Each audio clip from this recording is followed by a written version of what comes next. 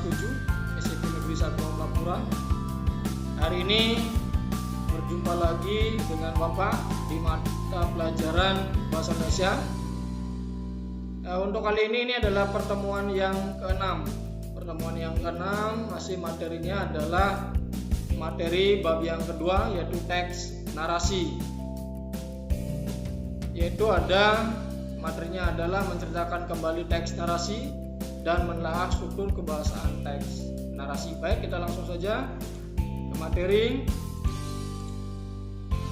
Pertemuan yang ke-6 ini yaitu membahas tentang teks narasi. Kita lihat dulu kompetensi dasar pembelajarannya. Yang pertama, menelaah struktur dan kebahasaan teks narasi atau cerita imajinasi yang dibaca dan didengar. Kemudian yang kedua, 4.3, menceritakan kembali isi teks narasi atau cerita imajinasi yang didengar dan dibaca secara lisan, tulisan atau visual. Kemudian indikator pembelajarannya, yang pertama menganalisis struktur teks imajinasi atau teks narasi. Yang kedua, menelaah dan merevisi cerita imajinasi dari segi struktur dan bahasanya. Yang ketiga, menceritakan kembali isi cerita imajinasi secara lisan maupun tulisan. Dan yang terakhir, menyajikan teks imajinasi secara lisan. Kemudian dilihat dari tujuan pembelajaran kita pada pertemuan kali ini. Yang pertama, siswa dapat menganalisis struktur teks narasi. Yang kedua, siswa dapat menceritakan kembali si cerita narasi secara lisan maupun tulisan. Yang ketiga, siswa dapat menyusun penulisan teks narasi berdasar kaidah kebahasaan. Dan yang terakhir, siswa dapat menyajikan teks narasi secara lisan.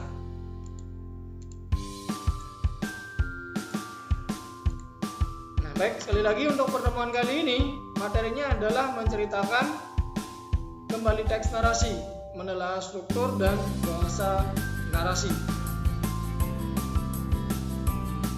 Kemudian kalau kita bicara tentang menceritakan kembali teks narasi yang dibaca dan didengar. Jadi ada beberapa hal yang perlu diceritakan kalau kita mengaitkan suatu cerita atau hal-hal yang perlu diceritakan, antara lain tema pada teks narasi itu apa? Ya, di tema yang mendasari cerita tersebut, kemudian nama pelaku dan bagaimana wataknya. Jadi tokoh dan penokohan. Tokoh itu adalah pelaku, penokohan adalah karakter. Kemudian terjadinya cerita, urutan cerita atau alur, dan amanat atau pesan yang terdapat dalam cerita. Ya, jadi amanat kadang disampaikan secara implisit ataupun eksplisit. Nah, agar bisa bercerita dengan baik dan menarik, ada beberapa hal yang perlu diperhatikan. Jadi agar anak-anak bisa bercerita dengan baik, ada beberapa hal yang perlu anak-anak perhatikan. Yang pertama, suara. Suara merupakan modal utama dalam bercerita. Ya, usahakan suaramu disesuaikan dengan pendengar dan ruangan yang ada. Ya, jadi silakan anak-anak menggunakan suara atau bersuara sesuai dengan kondisi tempat anak-anak bercerita. Kemudian ada pelafalan dan artikulasi. Kalau kita bicara tentang pelafalan di sini adalah pengucapan kata-kata atau cara mengucapkan bunyi suatu kata, itu pelafalan. Ya. Sementara artikulasi adalah perubahan rongga dan ruang dalam saluran suara untuk menghasilkan bunyi bahasa. Jadi kalau kita bicara tentang artikulasi di sini adalah bagaimana kondisi mulut kita atau posisi atau bentuk mulut kita dalam melafalkan kata ataupun huruf sehingga pengucapannya lebih jelas terdengar. Jadi pelafalan dan artikulasi adalah pelafalan setiap kata harus tepat dengan artikulasi yang sesuai sehingga cerita dapat ditangkap dengan jelas oleh pendengar. Misalnya kalau kita melafalkan kata huruf O gitu ya, usahakan mulutnya dibuka. Itulah artikulasi O. Ya. Kemudian yang ketiga ada intonasi. Intonasi gunakan intonasi yang menarik. Sekali berikan penekanan pada kata-kata tertentu saat ada pendengar yang terlihat bosan, gaduh atau mengantuk. Nah, jadi intonasi di sini adalah tinggi rendahnya suatu nada. Ya, jadi tinggi rendahnya suatu nada atau penekanan pada kalimat yang memberikan perbedaan warna bunyi. Ya, bagaimana anak-anak melafalkan misalnya kalimat berita, maka intonasinya datar gitu ya. Kemudian kalimat tanya, bagaimana intonasi kalimat suruhan dan lain sebagainya. Itu. Jadi sekali lagi intonasi di sini adalah tinggi rendahnya suatu nada pada kalimat yang memberikan penekanan dalam kata-kata tertentu di suatu kalimat. Nah, itu intonasi. Jadi intonasi sangat penting sekali agar cerita yang kita sampaikan di sini lebih hidup. Nah, kalau cerita yang disampaikan dalam bentuk teks, ya tentu penekanan ada pada tanda baca. Ya, ada tanda seru untuk perintah, tanda tanya untuk kalimat tanya, titik untuk berita dan lain sebagainya. Ya. Sementara kalau teks narasi yang disampaikan secara lisan, maka penekanan pada kalimat itu sangat berperan pada intonasi yang digunakan. Ya, bagaimana sekali lagi intonasi pada kalimat suruhan seperti apa, intonasi kalimat tanya seperti apa, gitu ya. Jadi intonasi sangat penting sekali. Kemudian gerakan dan mimik. Nah, gerakan di sini adalah postur tubuh atau body language. Sementara mimik di sini adalah ekspresi wajah. Nah, mimik bisa dikatakan sebagai salah satu bentuk komunikasi nonverbal. Karena apa? Karena kita hanya dengan melihat ekspresi wajah seseorang, kita sudah tahu kondisi orang tersebut. Nah, jadi sekali lagi mimik bisa dikatakan sebagai salah satu bentuk komunikasi nonverbal. Ya, dengan melihat mimik seseorang kita sudah bisa mengetahui kondisi apa yang sedang dialami. Ya. Nah, gerakan dan mimik ini adalah gerakan dan ekspresi muka yang sesuai dengan apa yang diceritakan, membuat cerita terasa lebih menarik dan dapat mendukung penyampaian cerita. Nah, jadi bagaimana anak-anak mengekspresikan ekspresi wajah pada saat anak-anak memerankan tokoh yang sedang marah, tokoh yang sedang sedih, itu otomatis berbeda, gitu ya. Jadi ini sangat penting. Selanjutnya kita akan membahas tentang beberapa hal yang perlu dilakukan agar cerita yang kita sampaikan berhasil. Nah, yang pertama, anak-anak baca dan kuasai naskah asli cerita yang akan kamu ceritakan. Jadi betul-betul kuasai cerita tersebut. Ya, jalan ceritanya bagaimana, karakter tokohnya bagaimana, gitu ya. Jadi tokoh dan penokohannya harus kita kuasai. Ya, walaupun anak-anak bercerita tidak mesti harus sama dengan yang ada di teks, tetapi alurnya mesti sama. Ya, kata-kata tidak mesti sama dengan di teks, tapi jalan cerita, alur yang anak-anak sampaikan dalam bercerita itu tidak melenceng dari isi cerita. Ya, kata-katanya bisa dirubah, gitu ya. Yang kedua, berlatihlah menceritakan kembali cerita yang kamu baca. Setelah anak-anak membaca cerita, berlatihlah sebelum anak-anak tampil, gitu ya. Berlatih ingat kembali isi ceritanya dan lain sebagainya.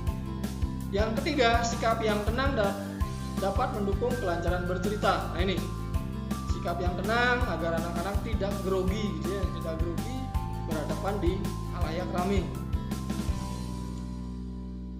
Bersikaplah wajar dan tidak terlihat gugup saat bercerita. Gunakan pelafalan yang jelas, jangan tergesa-gesa. Nah, ini. Kemudian kita lanjut ke materi berikutnya, ada menelaah struktur dan bahasa narasi. Nah, struktur di sini adalah susunan atau sistematika dalam pembuatan atau penyusunan atau pembuatan teks narasi. Teks narasi tersusun dari struktur yang membentuk hingga menjadi satu teks yang utuh. Jadi dalam pembuatan teks narasi tersebut harus ada struktur tersebut, tahapan-tahapannya. Tidak boleh ada hilang satu tahapan pun atau struktur pun hilang. Ya. Ada 4 struktur dalam teks narasi. Yang pertama ada orientasi atau pengenalan. Nah, ini ada pengenalan atau orientasi merupakan suatu bagian ketika pengarang memberikan pengenalan tentang penokohan tema dan sedikit alur cerita kepada pembaca. Kadang-kadang penyampaian orientasi di sini tujuannya adalah untuk memberikan penggambaran secara awal bagi pembaca atau pendengar tentang teks narasi tersebut. Tujuannya adalah agar memberikan pengaruh ketertarikan pembaca atau pendengar untuk mengikuti cerita lebih lanjut.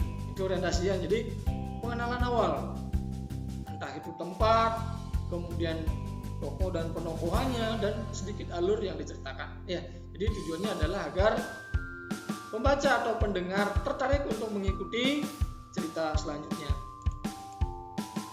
Kemudian komplikasi atau konflik atau permasalahan. Konflik merupakan bagian ketika terjadi awal permasalahan hingga menuju ke puncak permasalahan. Jadi konflik di sini adalah puncak permasalahan dalam suatu cerita. Kemudian yang ketiga ada resolusi atau penyelesaian masalah. Jadi struktur yang ketiga adalah resolusi. Resolusi merupakan penyelesaian dari permasalahan atau konflik yang terjadi. Resolusi merupakan bagian penentu yang akan mengarah pada ending. Jadi dari konflik kemudian ada pemecahan atau solusi dari permasalahan yang ada sehingga ketegangan itu menurun. Ini yang disebut dengan resolusi. Mulai ada solusi dari konflik yang terjadi dalam cerita tersebut. Itu resolusi. Dan yang terakhir ada ending atau akhir cerita. Ending merupakan penutup narasi. Ending di sini ada dua, bisa dibedakan menjadi dua, yaitu ada happy ending dan ada sad ending. Happy ending itu adalah bagaimana akhir cerita tokohnya berakhir bahagia, menang bahagia, gitu ya. Sedangkan sad ending ini adalah tokoh utama kalah kemudian mengalami kesedihan setelah mencapai tujuan dan sebagainya, gitu ya. Itu struktur teks, struktur kebahasaan teks narasi ya. Yang pertama ada orientasi, kemudian ada komplikasi, yang ketiga ada resolusi, dan keempat ada ending.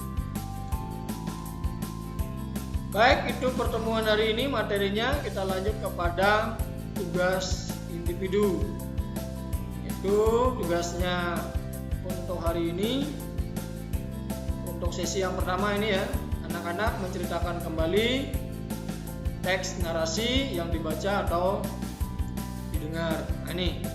Jadi teks narasi yang anak-anak ceritakan kembali itu adalah teks narasi yang berjudul Kekuatan Ekor Biru Nataga.